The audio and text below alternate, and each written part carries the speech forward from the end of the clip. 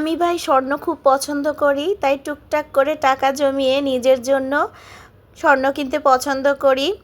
আমি অনেকগুলো স্বর্ণ বিক্রি করেছিলাম, এখন আমার তেমন স্বর্ণ নেই, তাই আমি একটু একটু করে টাকা জমিয়ে স্বর্ণ কিনতে চেষ্টা করি। আসসালামু আলাইকুম, কেমন আছেন সবাই?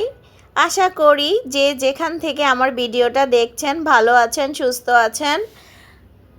গিয়েছিলাম বিকেলবেলা একটু স্বর্ণের দোকানে, আমার একটু কাজ ছিল, তাই সেখানে গিয়ে আমার একটা ব্রেসলেট পছন্দ হয়েছে, তাই ব্রেসলেটটা একটু দেখে আসলাম। একটা হচ্ছে 7 আনার মতো, আরেকটা হচ্ছে 8 আনার উপরে। তো দেখি যদি কোনো দিন হাতে টাকা হয় ইনশাল্লাহ কিনবো, আর আমার প্রিয় আপুদের সাথে তো ইনশাল্লাহ আমি শেয়ার করবই। আর আপনাদেরকে দেখাচ্ছি ঢাকায় এমন একটা অবস্থা হয়ে গেছে, বৃষ্টি বৃষ্টি ভাব হয়ে গেছে, সেই পরিস্থিতিটাই। যাক, আর মেঘ দেখে তো লাভ নেই, আমার তো রান্না করতে হবে। আজকে আমি বাড়ি থেকে আনা হেলেঞ্চা শাক রান্না করছি, আলু দিয়ে ট্যাংরা মাছ ভেজে রান্না করব। ট্যাংরা মাছটা আমি অন্য সাইডে ভেজে নিচ্ছি, আর এই সাইডে আমি হেলেঞ্চা শাকগুলো আলু দিয়ে ভালোভাবে কষিয়ে নিচ্ছি। আমার কাছে শুটকি দিয়েও এই শাকটা খেতে ভালো লাগে, তবে আজকে আমি ট্যাংরা মাছ তেলে ভেজে তারপর এই শাকটা রান্না করব। আমার মতো কোন কোন আপু এই শাকটা খান, আর কোন এলাকায় এই শাককে কোন নামে চিনেন আপনারা, প্লিজ ছোট্ট একটা কমেন্টস করে জানাবেন। আমাদের গ্রামের বাসায় এটাকে আমরা হাইসা শাক বলি, আর ঢাকায় এখানে এগুলাকে হেলেঞ্চা শাক বলে, তাই আপনাদের সাথে আমি হেলেঞ্চা শাকটাই বলছি। আমাদের চাঁদপুরে এই শাকের নাম হচ্ছে হাইসা শাক। হয়তো নামটা অদ্ভুত মনে হতে পারে, তারপরও আপনাদের সাথে শেয়ার করলাম। যাক, এই শাকটা শাক ভাজি করে খেতেও মজা, আবার রান্না করে খেতেও মজা। আমার মতো কোন কোন আপুরা গ্রাম থেকে এভাবে শাক এনে খুব মজা করে রান্না করে খান।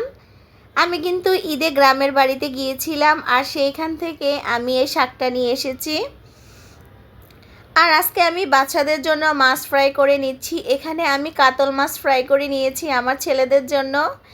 আমার ছেলেরা আবার ছোট মাছ খাবে না, আর এই শাকটা যে রান্না করেছি তাও খাবে না, তাই তাদের জন্য আমি মশারির ডাল রান্না করেছি, আর সেই সাথে এই কাতল মাছ ফ্রাইটা করেছি।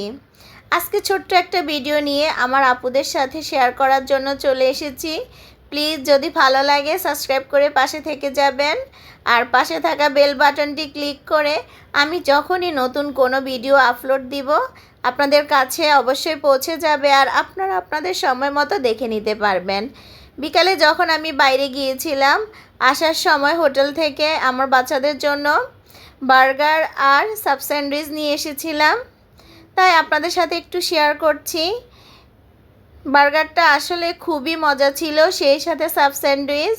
আমি কিন্তু সাব স্যান্ডউইচটা বেশি পছন্দ করি, তাই আমি আমার জন্য আর আমার 2 ছেলের জন্য সাব স্যান্ডউইচ নিয়ে এসেছি, আর বড় ছেলে সে বার্গার খাবে, তার জন্য বার্গার নিয়ে এসেছি।